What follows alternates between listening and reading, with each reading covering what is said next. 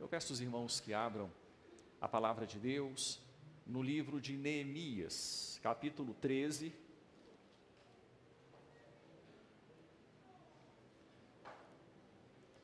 Neemias, o capítulo de número 13. O nosso propósito é ler a partir do versículo 15 até o versículo de número 31. E faremos a leitura das Escrituras à medida que avançarmos na exposição. Nós não leremos todo o texto agora, leremos aos poucos, à medida que a palavra avançar. Irmãos, de novo, é o tema para essa nossa mensagem. De novo. E creio que os irmãos que têm acompanhado até aqui, talvez já tenham entendido o porquê desta expressão, e aqueles que ainda não entenderam, logo entenderão. De novo. Quando eu vim para Ouro Branco pastorear esta igreja, o terreno da casa pastoral e da igreja, e é um terreno razoável, era de terra. Era terra, e aquela terra vermelha que os irmãos conhecem. E crescia muito mato. E o mato logo se torna vistoso, né? Bonito, verde. De tempos em tempos, eu planejava acordar bem cedinho no sábado e capinar o terreno, fazer uma limpeza no terreno.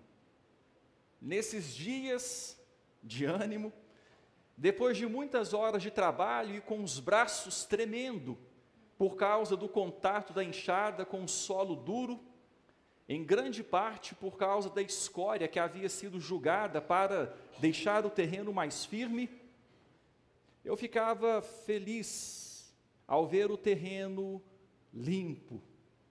E olhava, era uma outra visão, tudo limpinho, o mato a um canto, esperando secar para colocar fogo, e o terreno limpo.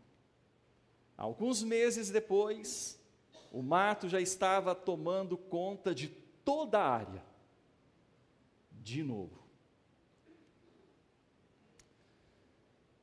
Um bonito jardim não surge da terra sem que haja bastante trabalho. Uma horta bem cuidada, variada, não surge da terra sem que também haja bastante trabalho. Cardos e abrolhos, todavia, surgem da terra sem nenhum trabalho. O mesmo acontece com o coração humano e o pecado. Neemias estava lidando com esta verdade, com esta situação. E para entendermos melhor o que ele estava passando, eu gostaria de traçar uma linha do tempo de seu ministério em Jerusalém. E essa linha é aproximada. Algumas datas são bem fiéis, algumas outras são mais flexíveis, mas são datas que mais ou menos, mas que são bem assim, ajudam muito no entendimento histórico, vão nos ajudar também na interpretação do texto que leremos. Se você voltar um pouquinho, por favor, eu pedi para você abrir no capítulo 13, mas queria que você voltasse para o capítulo 5 de Neemias, para que a gente comece a traçar essa linha do tempo. Versículo de número 14. Neemias 5, versículo 14, o texto diz: Também, desde o dia em que fui nomeado seu governador na terra de Judá, desde o 20º ano até ao 32º ano do rei Artaxerxes, 12 anos, nem eu, nem meus irmãos comemos o pão devido ao governador. Então aqui Neemias menciona o seu primeiro momento em Jerusalém, o seu primeiro ministério na capital do povo de Deus, na capital do povo de Israel.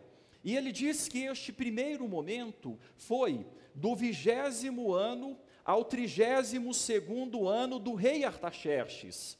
E ele ainda acrescenta 12 anos. Foi o seu primeiro momento. Agora volte comigo para o capítulo 13, versículo de número 6.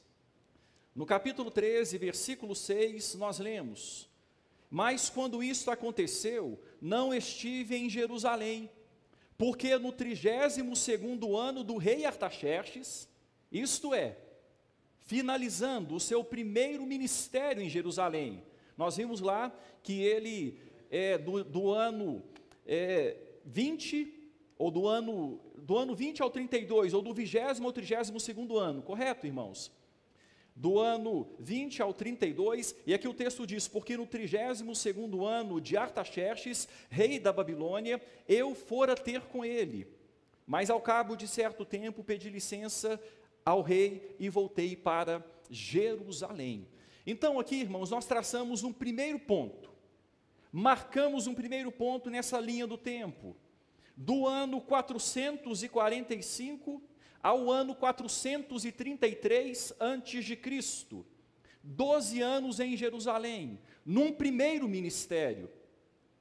Após esses 12 anos, Neemias retorna ao rei da Pérsia, ou ao rei da Babilônia, pode ser uma coisa ou outra. A Pérsia havia conquistado a Babilônia. Ele retorna no ano 433, e não temos muita segurança, muita certeza de quanto tempo Neemias ficou na Babilônia ou na Pérsia. Mas temos uma perspectiva ou uma possibilidade dentro de um intervalo. O doutor Derek Thomas, ele apresenta a seguinte data, que Neemias permaneceu de 433 a 425 ou 420 antes de Cristo. É uma data aproximada. O Dr. James Montgomery Boyce também apresenta um intervalo nesse tempo aqui.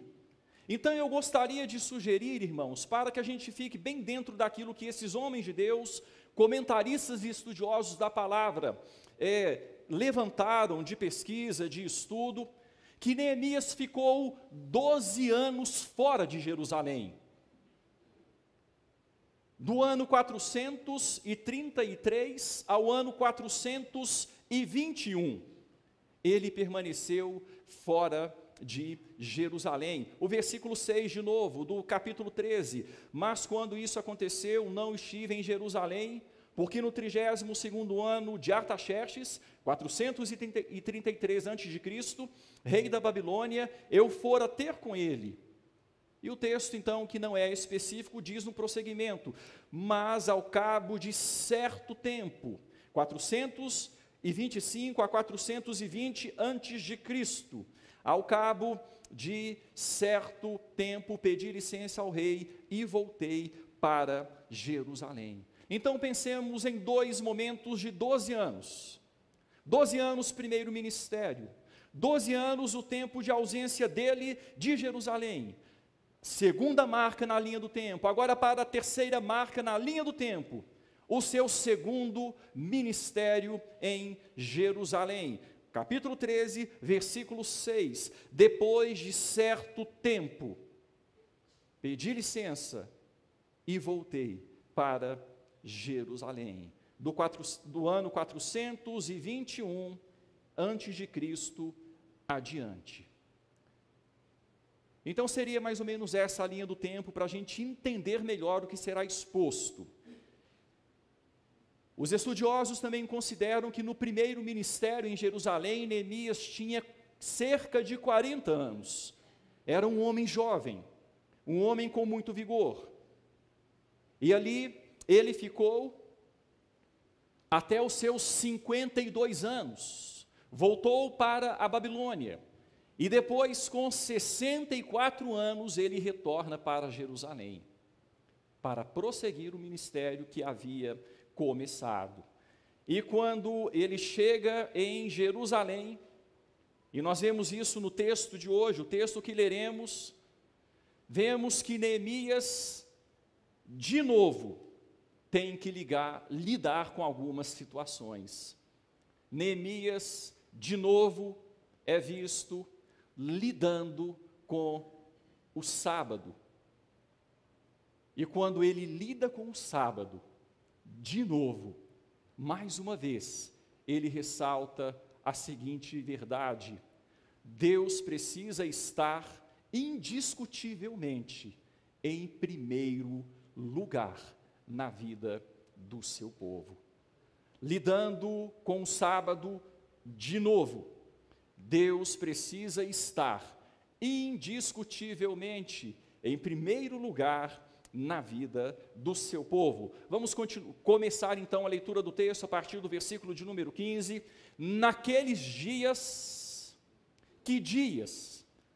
Nos dias do seu retorno, nos dias nos quais ele estava iniciando o seu segundo ministério, prosseguindo aquilo que o pastor Vitor ressaltou na semana passada, quando Neemias teve que lidar com a purificação do templo, a purificação da mistura, das estrangeirices que haviam acontecido ali, quando ele teve que voltar a lidar com a manutenção dos levitas, das primícias, dos dízimos, o povo havia afastado e havia negligenciado de novo essas situações.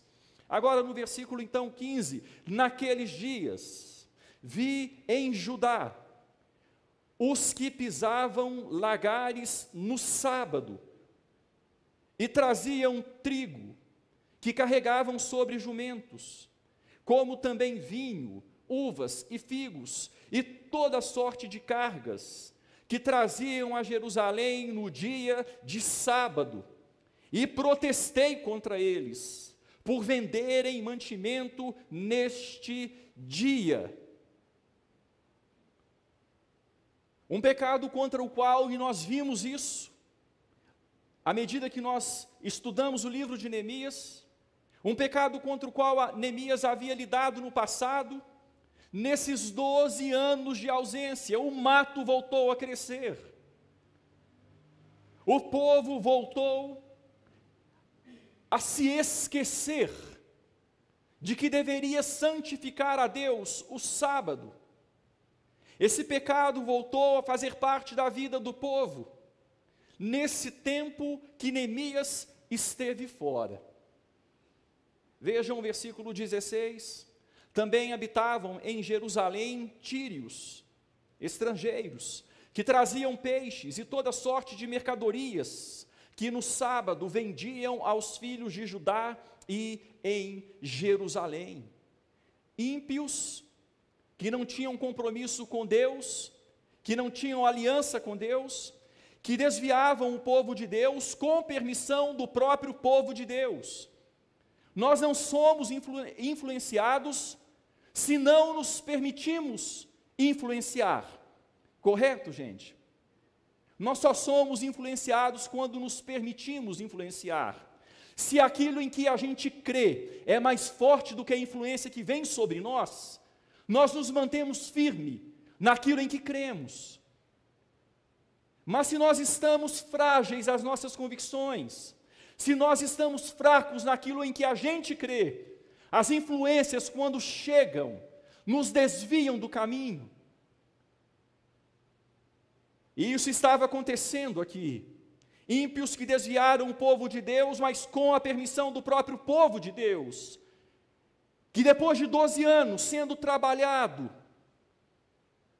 voltando para o Senhor, confessando pecados, depois de um grande avivamento, vindo por meio da leitura da palavra, do quebrantamento trazido por meio da palavra, vemos agora o povo de Deus se afastando. E veja o que o texto diz no seu prosseguimento, versículo 17, contendi E este verbo vai ser repetido algumas vezes aqui nessas imediações. Contendi, em outras palavras, briguei, discuti, arguí, pedi satisfações. Contendi com os nobres de Judá e lhes disse: que mal é este que fazeis, profanando o dia de sábado? Que mal é esse? Vocês são autoridade. Por que é que vocês têm permitido isto? Irmãos, nós percebemos aqui que Neemias sempre lidava com essa questão, respeitava muito a questão de hierarquia e cobrava de quem precisava cobrar. Então ele foi na liderança, ele foi diante dos nobres, os que tinham responsabilidade. Por que é que vocês estão deixando? Por que é que vocês estão permitindo que isso aconteça? E aqui eu me lembro de quando Moisés subiu ao monte em resposta ao chamado de Deus para receber as tábuas da aliança, e Arão ficou responsável pelo povo, e Arão permitiu que o povo se desviasse. O povo chegou diante de Arão: olha, está demorando demais, esse Moisés deve ter morrido, e vamos fazer o seguinte, vamos fazer uma outra coisa, vamos criar um Deus para a gente, vamos fazer festa, vamos celebrar.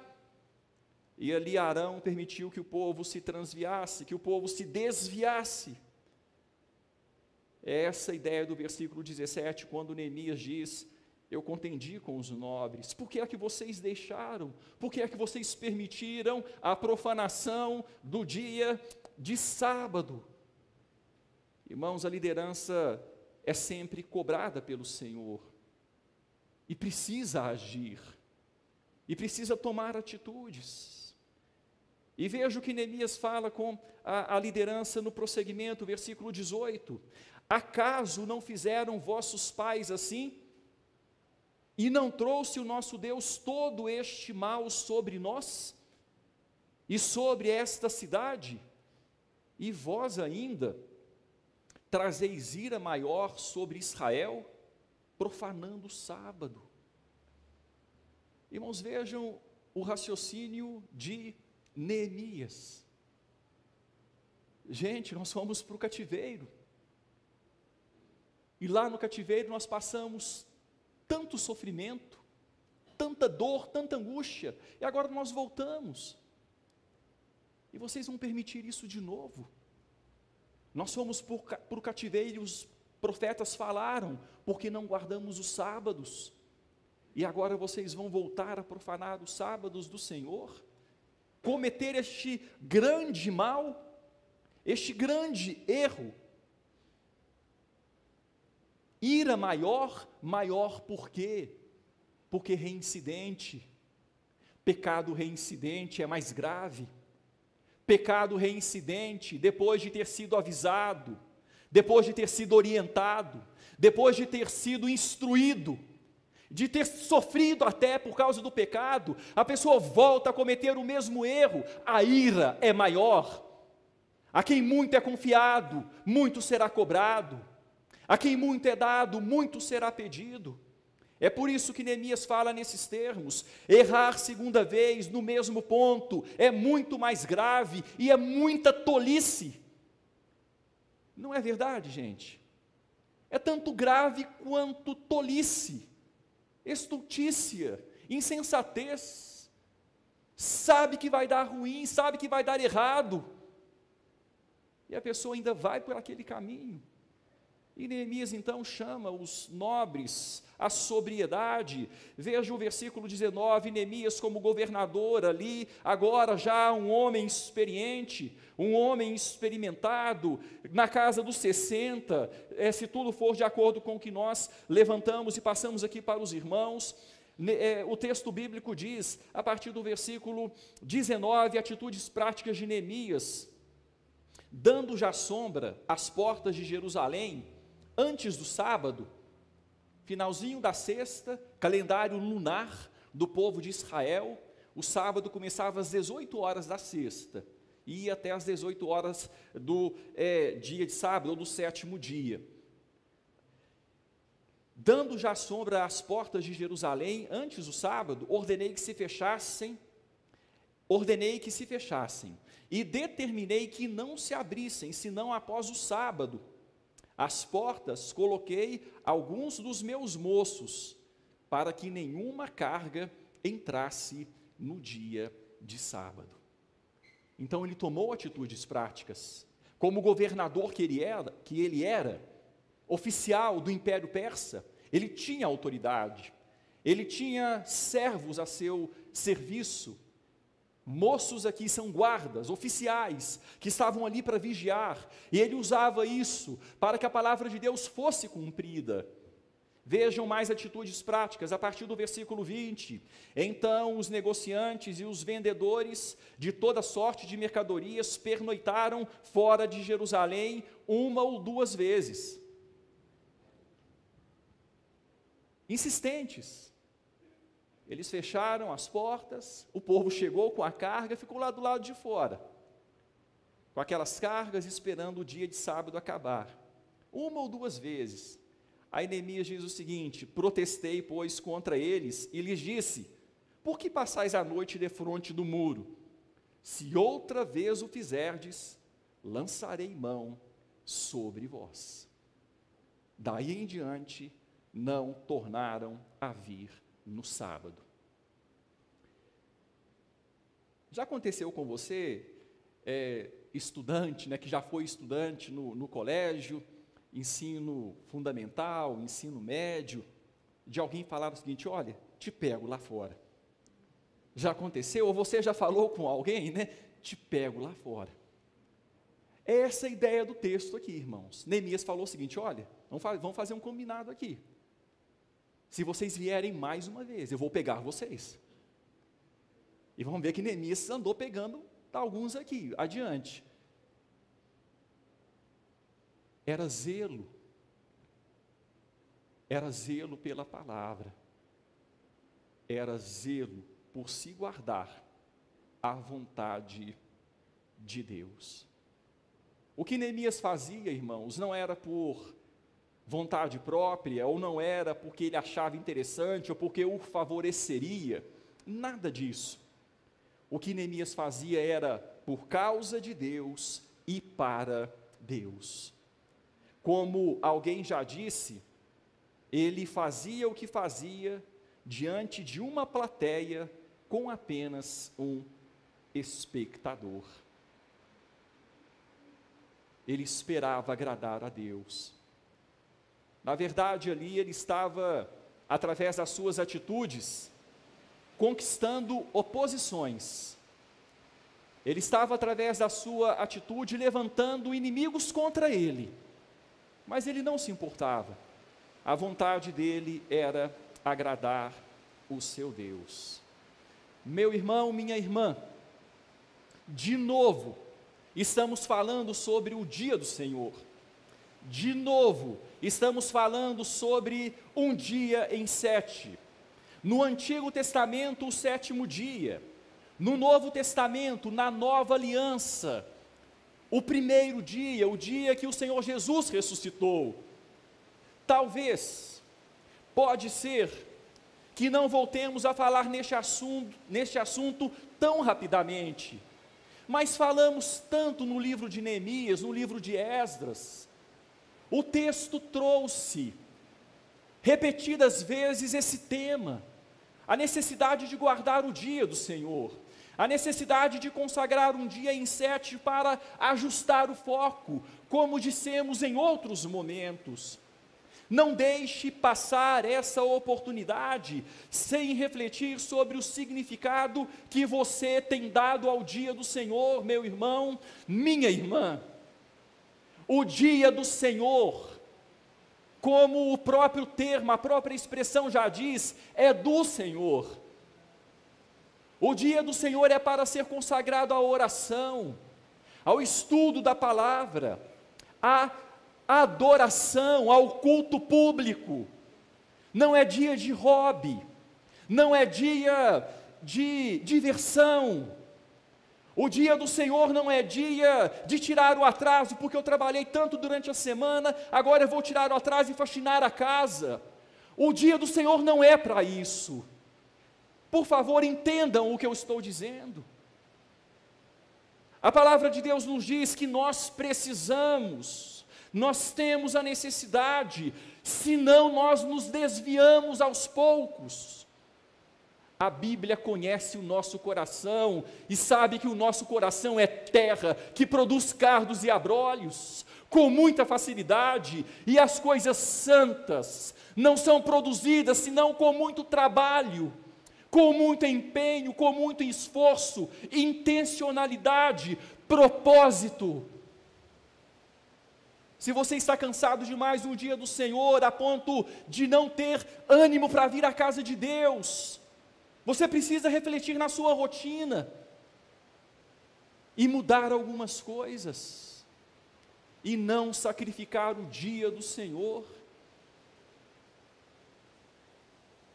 Talvez passemos muito tempo sem falar neste assunto novamente, mas não deixe passar essa oportunidade sem refletir sobre o significado que você tem dado ao dia do Senhor. O que o domingo representa para você, meu irmão, minha irmã? O que é que o dia do Senhor representa para você? Em Êxodo 20, quando os 10 mandamentos apresentam o sábado, o quarto mandamento, o texto fala que nós devemos no dia do Senhor nos lembrar que Ele é o Criador e o sustentador da vida. Ele é quem nos criou e quem nos sustenta. Eu preciso parar para pensar sobre isso. Ele é quem me fez e quem me sustenta. Em Deuteronômio 5, o texto nos fala que nós devemos parar para refletir que Ele é o nosso Salvador. Lá também no quarto mandamento, Ele é o Deus que tirou o povo do Egito e levou para uma outra terra. É o Deus que nos tirou do mundo e nos trouxe para si. Precisamos refletir sobre isso no dia do Senhor. A palavra fala desse valor. De novo, lidando com o sábado, Deus precisa estar indiscutivelmente em primeiro lugar. Quando consagramos o sábado naquilo que é nossa responsabilidade, naquilo que podemos administrar, e o consagramos ao Senhor, o dia do Senhor, nós estamos fazendo aquilo que a Bíblia espera de nós, para nos manter firmados na palavra e em Deus. Eu prossigo. No texto de hoje também vemos Neemias de novo, lidando com a contaminação da santidade. Deus não abre mão da santidade de seu povo. De novo, Neemias lida com a contaminação da santidade e nos mostra que Deus não abre mão da santidade do seu povo. Vamos prosseguir a leitura a partir do versículo de número 23. Aliás, irmãos, deixa eu só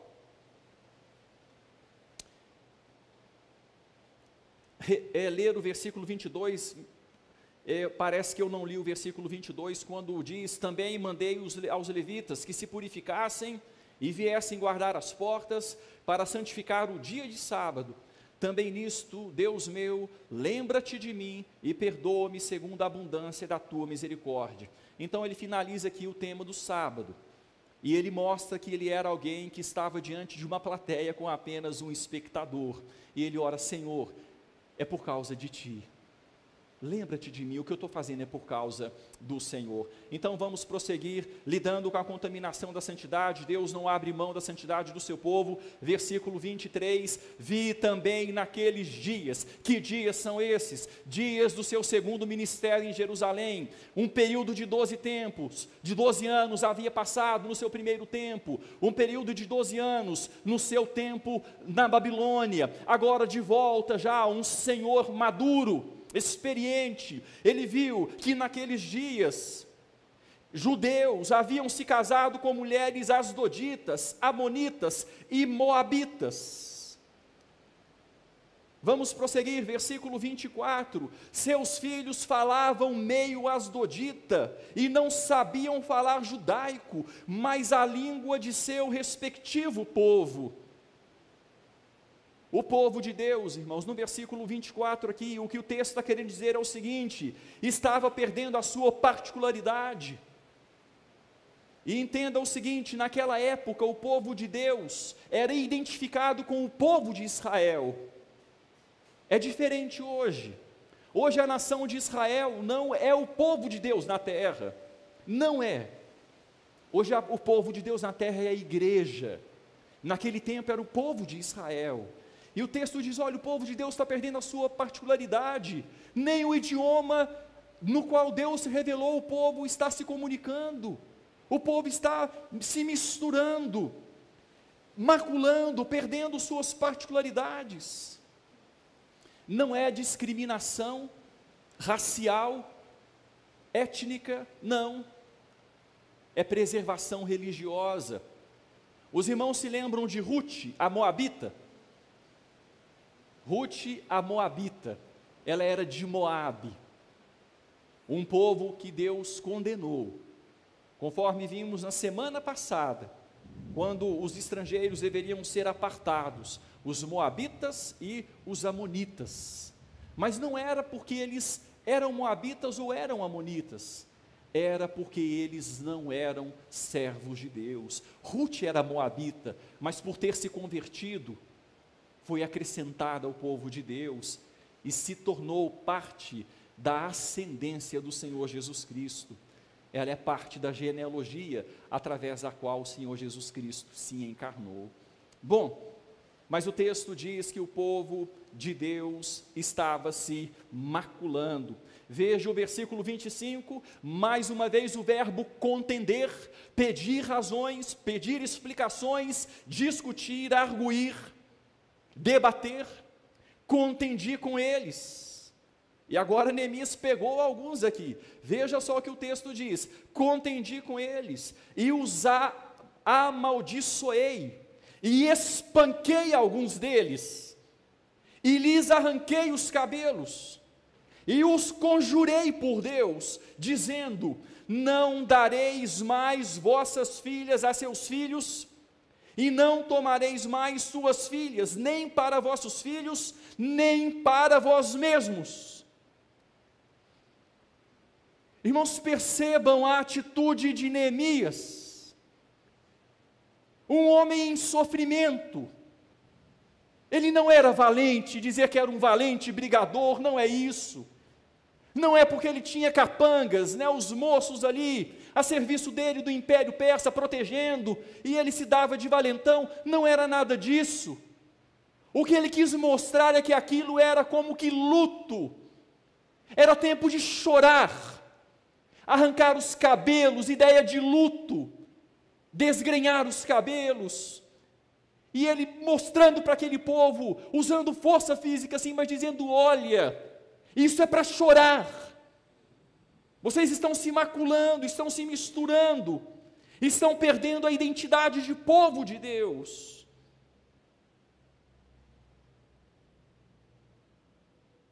Ele contendi, ele diz: os amaldiçoei. Olha, isso é maldição, vocês são malditos, estão fazendo aquilo que Deus desaprovou.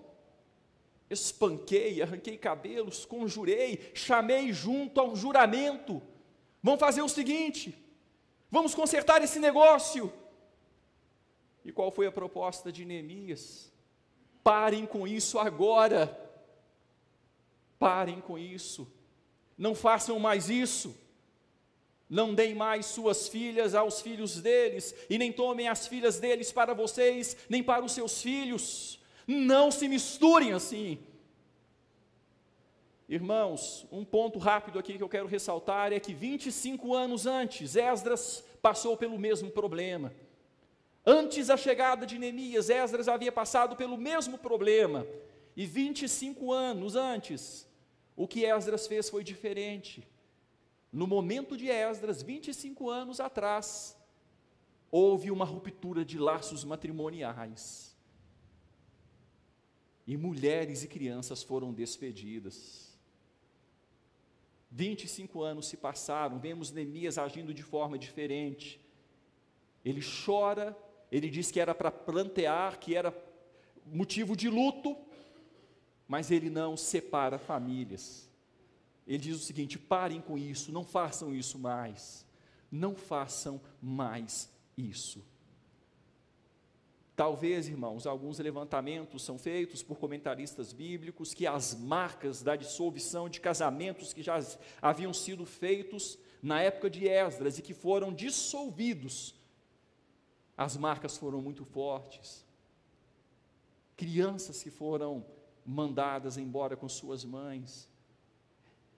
E talvez por causa disso Neemias tenha agido diferente aqui, mandando parar, não façam mais, mas tolerando a manutenção de lares que já haviam sido edificados. Vamos continuar vendo, irmãos, as bases teológicas de Neemias. As bases teológicas de Neemias, veja no versículo de número 26, o texto diz: não pecou nisto Salomão, rei de Israel? Gente, presta atenção aqui, ele chama um exemplo histórico, ele chama a lei, ele chama a escritura, e ele diz: não pecou nisso Salomão. Gente, o que eu estou falando tem grande importância. Olhem a história de Salomão. Todavia, entre muitas nações não havia rei semelhante a ele, um rei majestoso, que exerceu um reinado maravilhoso nos seus primeiros anos, de muito poder, de muita riqueza. Reis vinham de longe, rainhas vinham de longe, ouvir da sabedoria de Salomão. A história se espalhou, se divulgou da riqueza, da pompa, da glória, do reinado de Israel sob Salomão. E Neemias então chama a atenção e diz: olha, não pecou Salomão, entre muitas nações não havia rei semelhante a ele, e ele era amado de seu Deus. Irmão, Salomão tem uma história maravilhosa. Quando Davi pecou com Batseba, o filho que nasceu morreu. Deus perdoou Davi, ele foi confrontado por Natã, ele se arrependeu, Deus o perdoou. Batseba engravidou-se novamente, teve um novo filho. Salomão, ele foi entregue não a outra pessoa, mas ao profeta Natã, que havia denunciado o pecado de Davi, e Natã o chamou Gedidias, amado de Deus. Esse era Salomão, amado de Deus,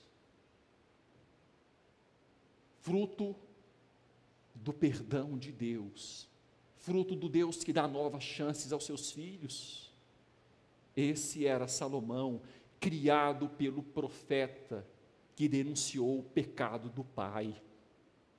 E o pai, em humildade, entrega: olha, é você, Natã, melhor do que ninguém para criar o meu filho. E isso está em 2 Samuel 12, 24 e 25.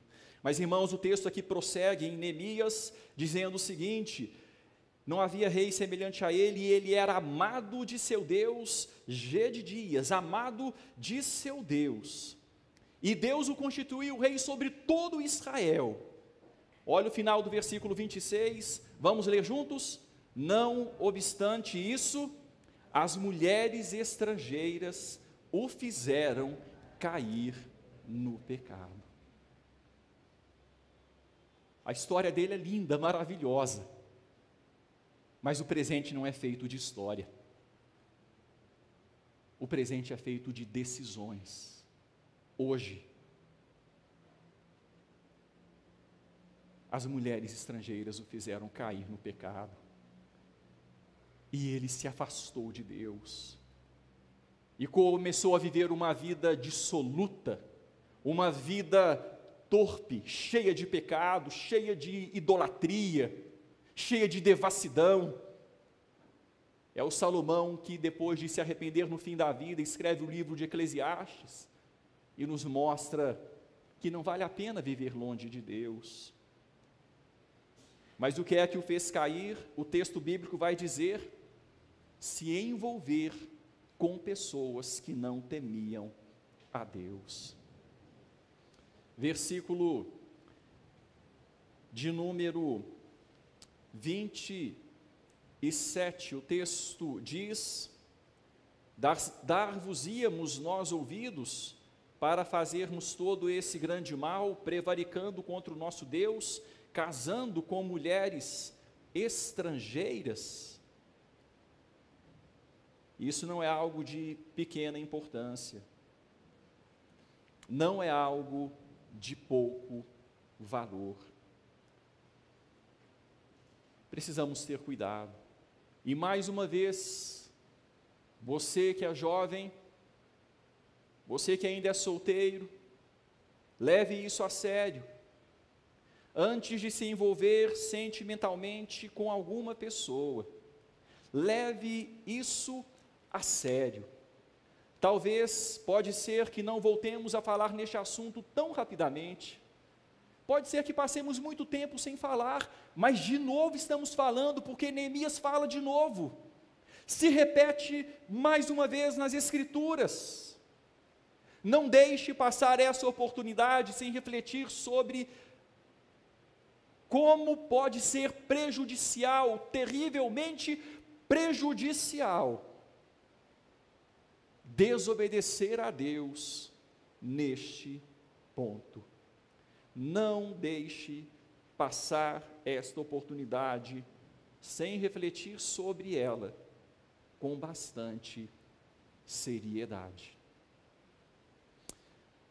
Versículos 28 e 29, o texto da Escritura diz: um dos filhos de Joiada, filho do sumo sacerdote Eliasibe, era genro de Sambalate, o horonita, pelo que o afugentei de mim, eu o afastei de mim. Eu não quero, você está pecando, você tem autoridade, você tem conhecimento, está agindo dessa forma. Que negócio é esse? Com Sambalate, um opositor do povo de Deus, família de Sambalate. E ele mostra mais uma vez que o que ele fazia era para Deus ver, era por zelo com relação a Deus, e ele ora e fala: lembra-te deles, Deus meu. Eu entrego ao Senhor os meus opositores, eu quero fazer a sua obra. Em muitos momentos eu tenho inimigos que são fortes. Senhor, lembra-te deles. Eles contaminaram o sacerdócio, como também a aliança sacerdotal e levítica. Mais uma vez, de novo, vemos Neemias lidando com a contaminação da santidade. Deus não abre mão da santidade de seu povo. E nós chegamos ao final, irmãos, da nossa palavra. E no final nós ressaltamos os versículos 30 e 31. Quando nós vemos que de novo e de novo, nessa vida será sempre assim. De novo, e de novo, e de novo, nesta vida será sempre assim. Limpei-os, pois, de toda estrangeirice, e designei o serviço dos sacerdotes e dos levitas, cada um no seu mistério, como também o fornecimento de lenha em tempos determinados. Ele havia feito isso antes, no seu primeiro ministério.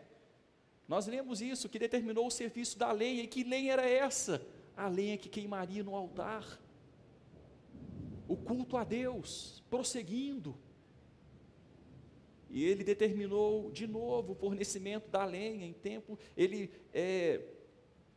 também o fornecimento de lenha em tempos determinados, bem como as primícias. Mais uma vez, de novo, as primícias são do Senhor, não é o resto, não é o que sobra, as primícias são do Senhor, não é se sobrar, as primícias são do Senhor, bem como as primícias. E ele encerra o livro dizendo, mais uma vez, a quarta vez aqui neste capítulo: lembra-te de mim, Deus meu, para o meu bem. Ele ora, o que ele fazia era diante de Deus. Ele fala: Senhor, eu fiz o que eu pude. Eu fiz o que eu pude. Irmãos, neste mundo, de novo e de novo, nós precisamos cuidar da nossa vida diante de Deus. Tomar banho todos os dias, cortar as unhas periodicamente, cortar o cabelo, escovar os dentes, limpar a casa. A natureza desse mundo tende à sujeira, ao mau cheiro, ao estrago. É um trabalho que nunca acaba, nunca acaba. De novo, de novo. Em alguns momentos é tão cansativo. Às vezes nos sentimos cansados. Me lembro de uma irmã que certa vez comprou um carro já velho, já usado. Ela comprou esse carro, não tinha experiência ainda, e começou a rodar com o carro, rodar para lá, para cá, e o tempo passando, as semanas, os meses, e ela rodando, um dia o carro parou de vez, parou, pá, no meio da rua. O carro morreu ali não pegou, teve que chamar mecânico, e foi ver o que era. O óleo estava pastoso já, igual doce de leite, né? Aí perguntou: mas você não troca óleo não? Trocar óleo? Precisa trocar óleo de carro? Tem que trocar o óleo do carro, tem que dar manutenção, estraga, fica velho.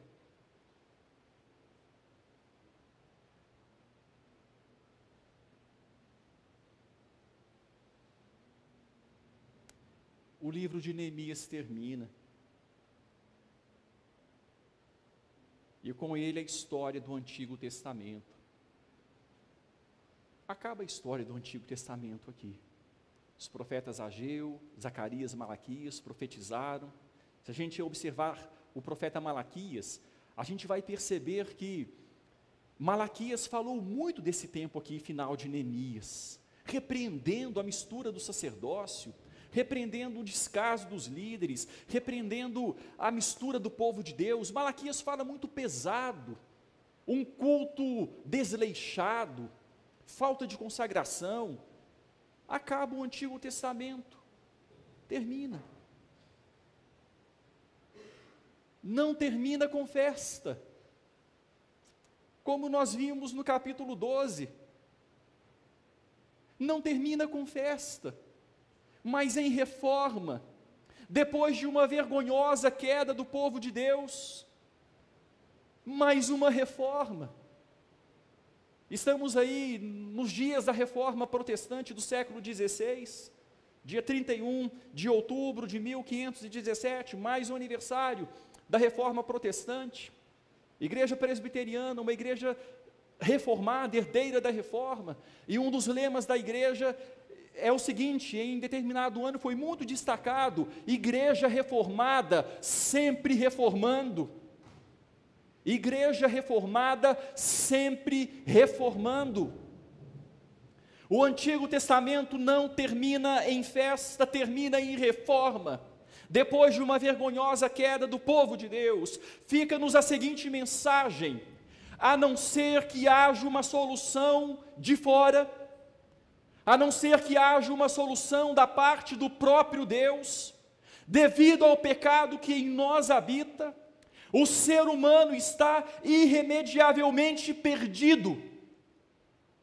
Não resolvemos a nossa situação por nós mesmos.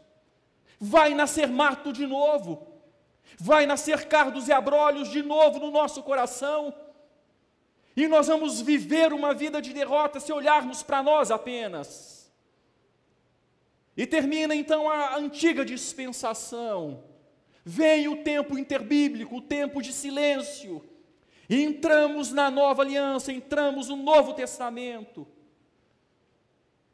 O Antigo Testamento termina com o caminho aberto para a nova aliança, para o Novo Testamento, no qual o maior problema humano haveria de ser completa e definitivamente resolvido por meio de um substituto.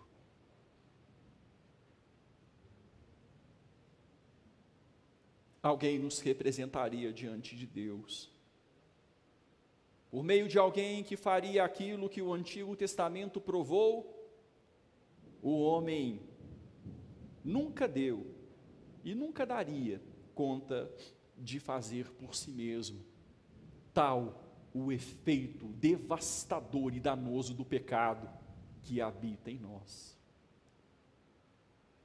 O Antigo Testamento termina com o palco montado para a vinda do Senhor Jesus Cristo, o único com o coração puro, que não produz pecado, que não produz cardos e abrolhos, e que foi entregue por Deus como substituto dos pecadores. Ele é a única solução para o homem pecador. Ele é o único que pode sustentar nossas forças enquanto caminhamos para o céu em um mundo marcado pelo pecado. Eu peço a você que abra sua Bíblia em Hebreus 12, nós vamos fazer juntos a leitura deste texto para encerrarmos a nossa palavra nesta noite. Hebreus, capítulo 12,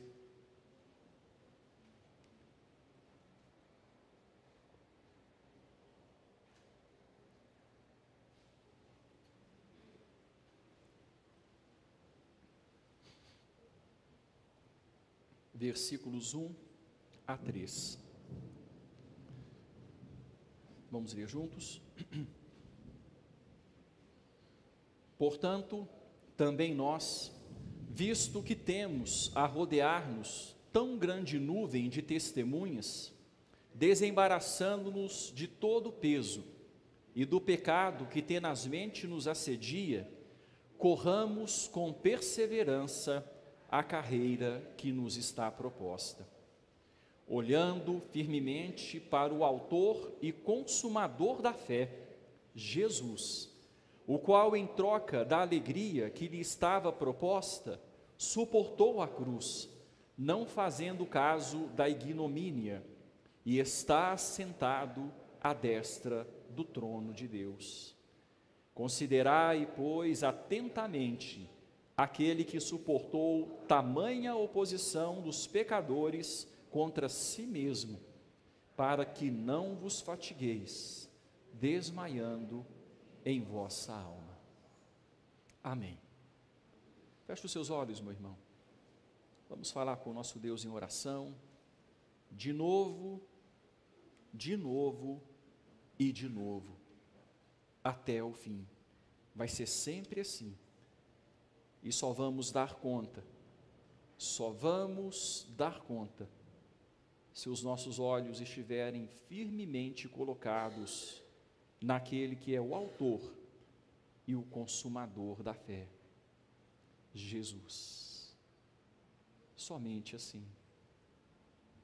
Se não o considerarmos atentamente, se não o tivermos em foco, nós vamos nos desmaiar, nós vamos desmaiar, nós vamos nos fatigar, nós vamos ficar prostrados no caminho.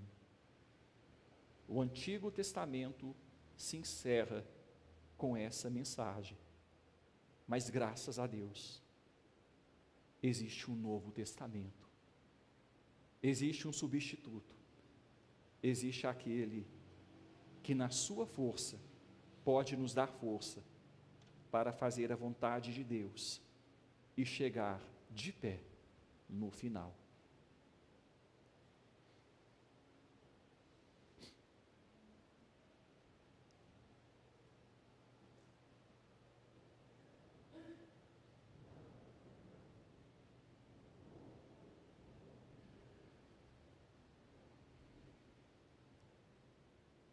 Senhor Deus, muito obrigado, Pai,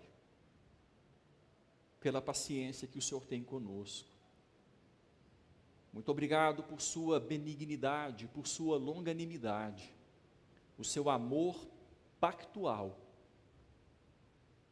que se estende, que se prolonga, e por causa disso não somos consumidos.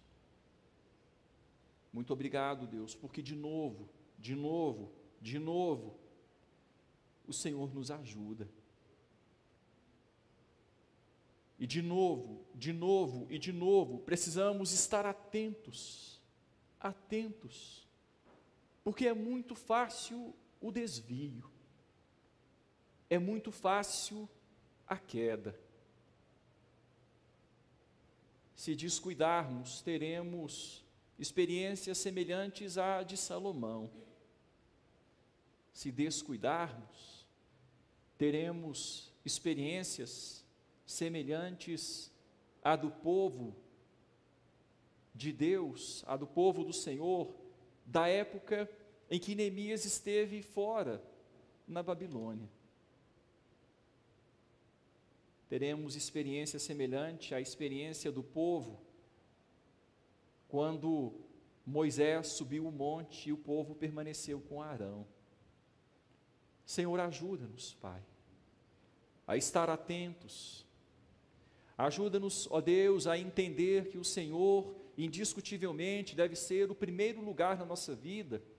E nesse sentido, ajuda-nos a santificar ao Senhor o dia do Senhor. Entendendo que nós precisamos do dia do Senhor, é ordem do Senhor para o nosso bem. O Senhor sabe que se não consagrarmos o dia do Senhor, nós corremos sério risco de naufragar na fé. Deus, ajuda-nos, Pai, a nos purificar de toda contaminação, de toda mistura, porque o Senhor não tolera a contaminação no meio do seu povo. E nesse sentido, ajuda-nos, ó Deus, a entender o valor da família da aliança, o valor de mantermos, ó Deus, e estabelecermos relacionamentos com pessoas que temem ao Senhor, que têm a fé que temos no Senhor, o Deus Criador, em Cristo como nosso Salvador, e que o tenha como Senhor da vida. De novo, ajuda-nos, Senhor, quando estivermos cansados. Às vezes nos sentimos tão cansados, Pai. Em alguns momentos parece que o ciclo se repete tantas vezes, lutas repetidas, contrariedade, situações de dificuldade, e às vezes nos sentimos, ó Deus, esmorecidos, frágeis, sem condição de prosseguir, aos nossos olhos, sem condição de dar mais um passo. Mas a palavra do Senhor diz: corramos com perseverança a carreira que nos está proposta. Como fazer isso? Como prosseguir com perseverança quando não se tem mais forças? A palavra do Senhor responde: olhando firmemente para o autor e consumador da fé, para Jesus. Obrigado, Senhor, porque o único de coração puro morreu morte daqueles de coração impuro. O único santo morreu morte de pecador.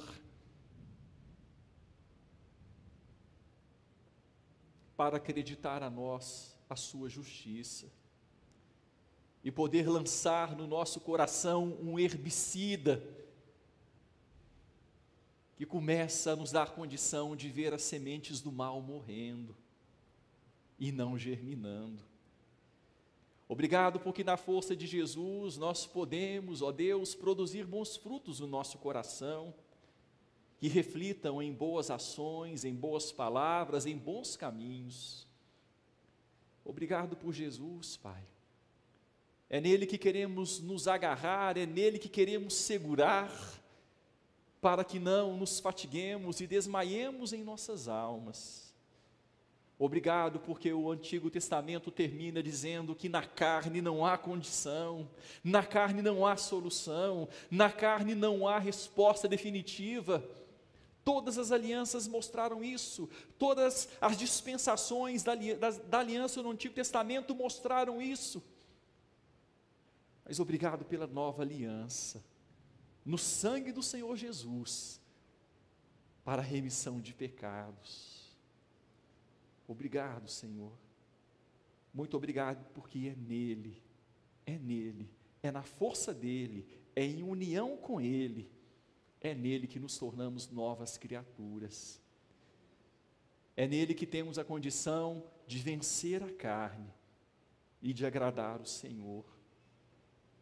Que nos apeguemos firmemente a ele e que assim o nome do Senhor seja glorificado na nossa vida. Obrigado, Senhor, por finalizarmos mais esta etapa. Obrigado por ter sido conosco. E nos ajude a aproveitar a oportunidade que o Senhor nos deu. Os assuntos que foram levantados repetidamente. Ajuda-nos, ó Deus, a aproveitar. Nós fomos instruídos que não percamos a oportunidade de fazer mudanças devidas à nossa vida. Em nome de Jesus. Amém.